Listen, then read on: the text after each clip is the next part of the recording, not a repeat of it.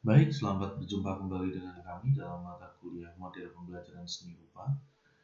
Pada kesempatan hari ini, kita akan membahas tentang disiplin based art education.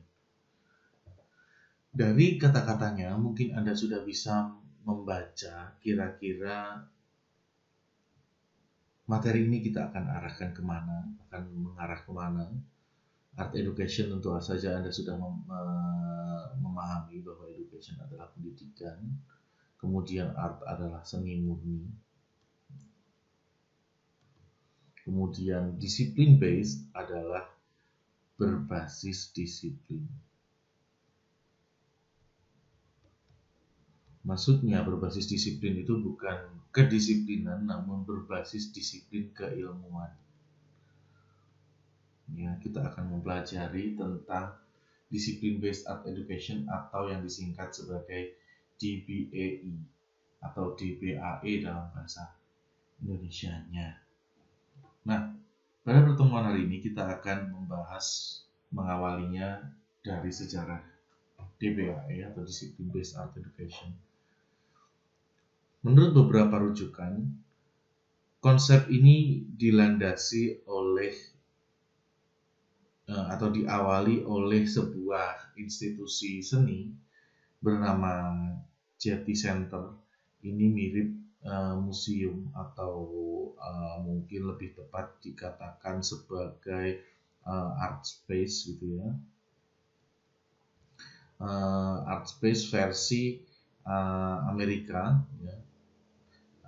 Amerika. Kemudian ternyata art space ini tidak hanya untuk seni rupa saja, tapi Getty Center ini untuk musik ya, untuk tari dan untuk seni murni yang lain.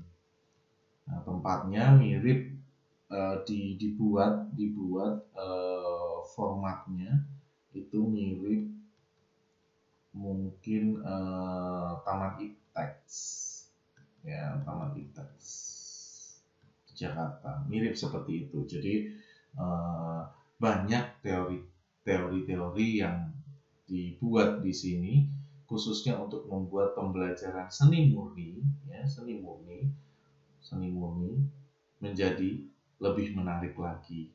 Nah, ini dicetuskan pada awal tahun 1980-an yang kemudian banyak diterapkan pada pembelajaran-pembelajaran di Amerika waktu itu.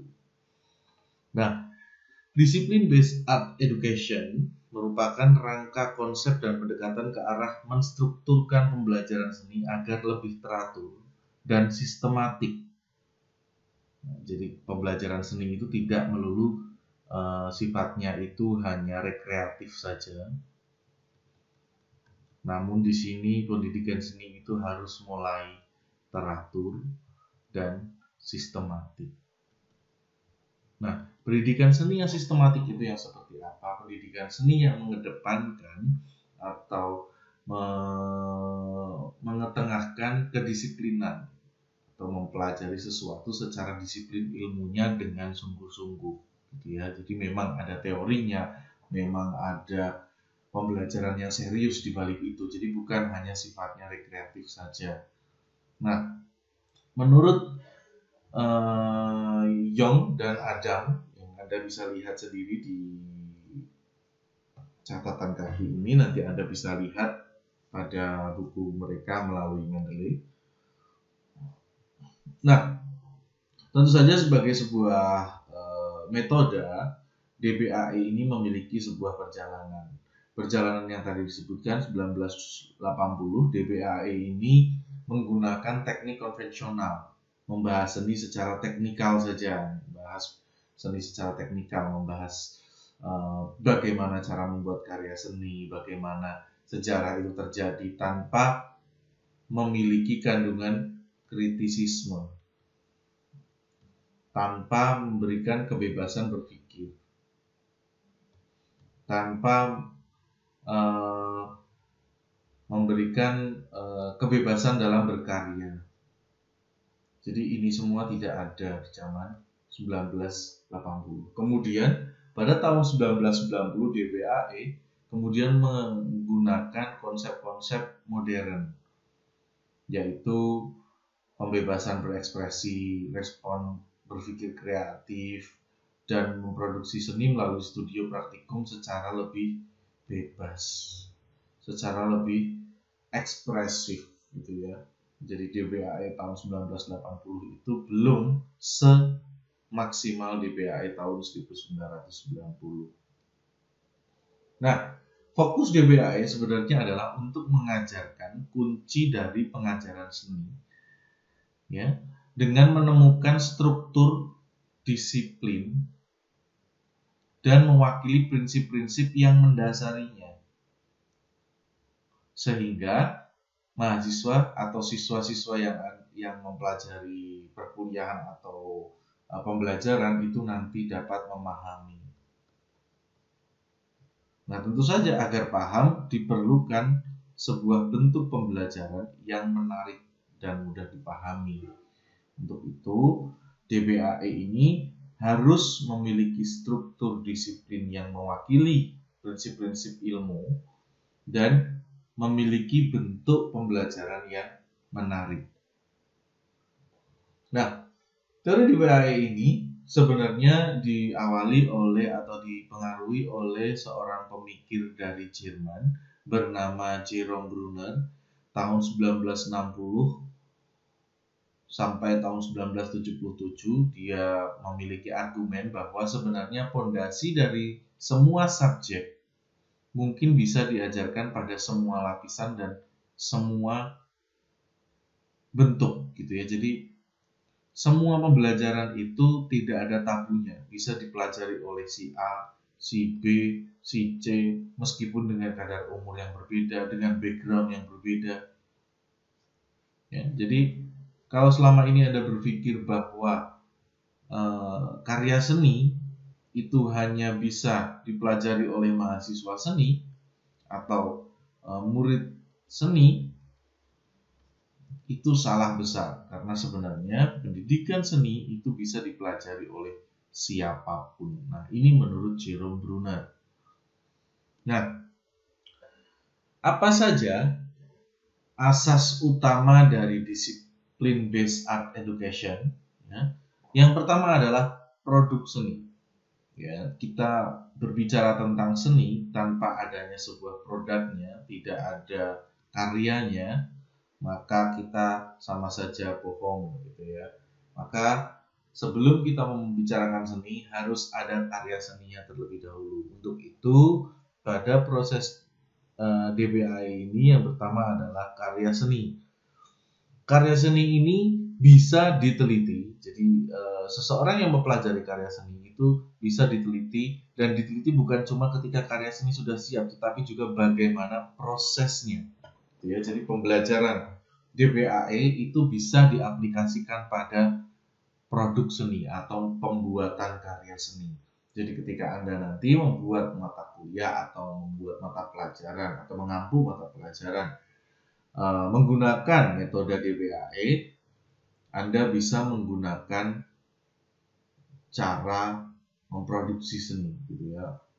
Jadi Anda bisa memberikan pembelajaran tentang bagaimana cara membuat karya seni dan bagaimana karya seni itu dinilai, gitu ya, evaluasi seni.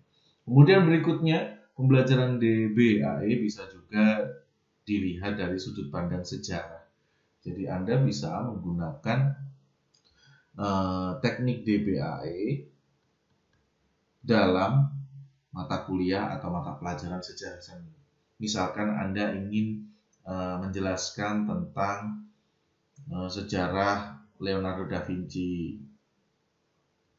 ya, maka Anda bisa mempelajari perkembangan kesenian zaman itu seperti apa yang melatar belakangi Leonardo da Vinci dan lain sebagainya. Jadi karya seni yang sifatnya juga memiliki konten sejarah itu bisa dipelajari menggunakan metode pembelajaran DBAE. Berikutnya, seni kritik atau kritik seni, ya. Seni kritik seni, ya. Seni untuk mengkritik seni, gitu ya. Jadi pada pembelajaran DBAE pada pembelajaran DBAE sebenarnya bisa juga digunakan untuk mempelajari bagaimana cara menginterpretasikan karya-karya seni, menilai karya seni, melihat teori-teori dari karya seni, dan bagaimana menghakimi sifat atau menilai gitu ya, menilai sifat-sifat kualitas dari karya seni, dan bagaimana peran seni kepada masyarakat. Nah, ini bisa diarahkan ke DBAE. Kemudian berikutnya adalah yang terakhir, estetika seni ya, estetika seni. Nah, di tahapan estetika seni ini Anda sudah bisa menerapkan DBAE ke dalam penilaian sifat, penilaian makna seni, kesan seni, nilai-nilai, filsafat seni, dan lain sebagainya. Ini Anda bisa masukkan. Nah, lalu bagaimana bentuknya? Jadi DBAE ini memiliki bentuk yang sebenarnya bisa sangat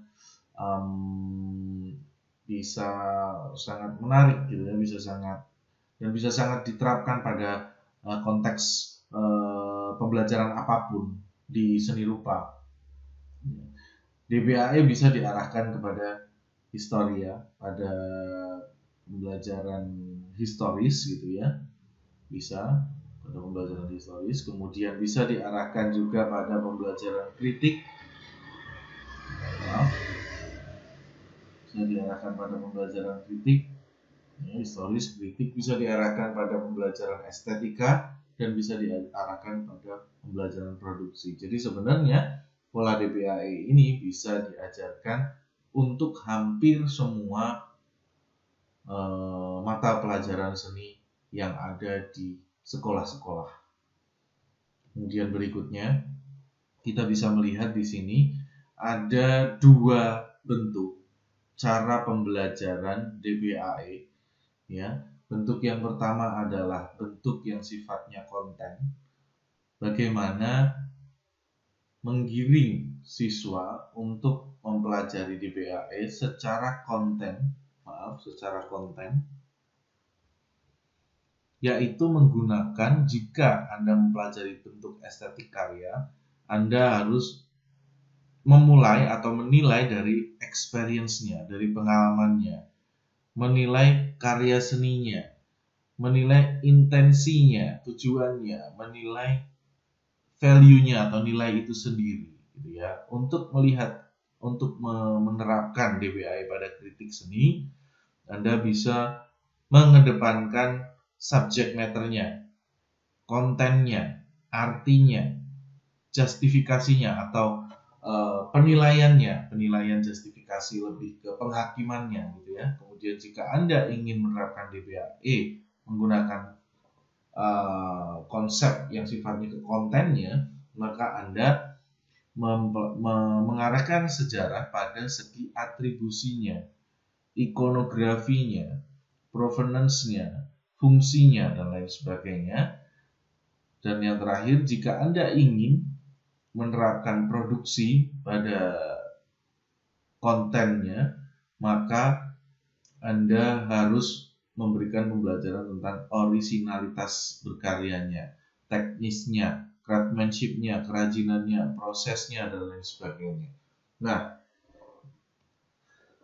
sedangkan yang kedua cukup berbeda ketika Anda mempelajari DBAE dari segi inquiry-nya, segi sisi penyelidikannya. Jadi ketika orang itu pembelajaran itu kan ada pembelajaran yang sifatnya penyelidikan, memberikan sebuah permasalahan, kemudian siswanya nanti diberi kesempatan untuk menyelidiki sendiri, menyelesaikan permasalahan sendiri. Nah, untuk itu pada seksi DBAE ini, segi estetik itu yang dicari adalah bagaimana siswa bisa mendeskripsikan kualitas-kualitas dan menganalisa karya seni. Bagaimana dia bisa mengelaborasi karya seni yang satu dengan yang lain dan mengapresiasinya. Kemudian dalam segi kritik, siswa bisa mendeskripsikan konten-konten yang sifatnya analitikal gitu ya, yang sifatnya menganalisa bentuk, menginterpretasi dan mengevaluasi. Dan berikutnya, dari segi sejarah, siswa bisa merestorasi sebuah karya seni. Merestorasi itu ya membuat karya seni yang awalnya rusak kemudian dibuat menjadi seolah-olah baru, kemudian menganalisa gaya-gaya atributnya, memeriksa atau melihat gaya-gaya visual tertentu gitu ya, kemudian melihat autentifikasinya. Nah, pada konteks ini sejarah sangat berbeda. Ya, kalau di sini melihat fungsi sejarah dan lain sebagainya, dan seringkali kita hanya membaca kesejarahan itu dari segi kontennya, tapi belum mempelajari sejarah dari segi inquiry-nya, karena di sini biasanya ada mata kuliah tersendiri namanya adalah mata kuliah restorasi, dan ini baru ada di Italia. Setahu saya di dunia ini baru ada hanya satu di Italia. Tokoh restorasi di Indonesia salah satunya mungkin Ibu Kartika Affandi, kemudian ada beberapa seniman-seniman di Jogja yang bisa merestorasi karya Nasirun dan lain sebagainya. Nah, berikutnya pada seksi DBAE ya, DBAE inquiry khususnya untuk produksi karya. Siswa diarahkan untuk mencari invensi, ya, invensi, penemuan. Nah, bedanya penemuan, invensi, dan saya terangkan sebentar. Perbedaan antara invensi dan discovery.